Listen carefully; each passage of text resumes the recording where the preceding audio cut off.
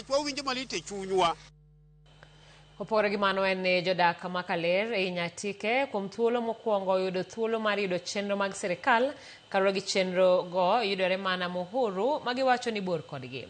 Kaluwore kod jagoro mar Kenya Civil Servants Association Lawrence Nyaguti, odiochieng' manyoro ne gindiko ji maloyo 100 kowacho ni chenro mag obok sirkal duto dhi yudore e chenro mag chwalo sani e gwengego.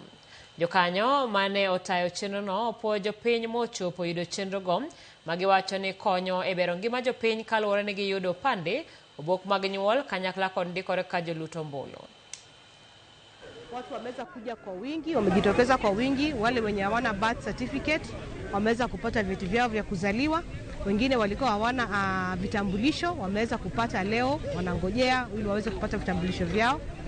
Zaidi ya yote pia tunazidi kuomba hii huduma mashinani zidi kusonga karibu, kwa sababu sisi tukiangalia ndio sisi tupate huduma kama ya birth certificate lazima tunaenda maili kadhaa.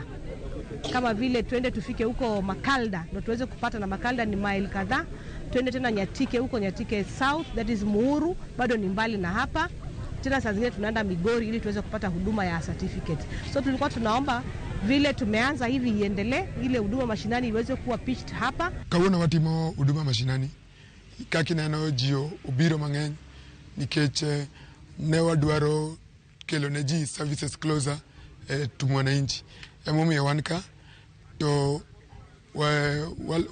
go erokamano ne sirkal kuom tich magisetimo, kaki neno ji appreciate tich ma sirkal timo. Akwayo oganda wa te mondo wuogi samo luong huduma mashinani kamora mama gintie, gidhi giyud kitambulisho, gikaw kura, ukaw SHA, ukaw gik moko duto manyalo miyo unbe ubed kaka oganda mamoko.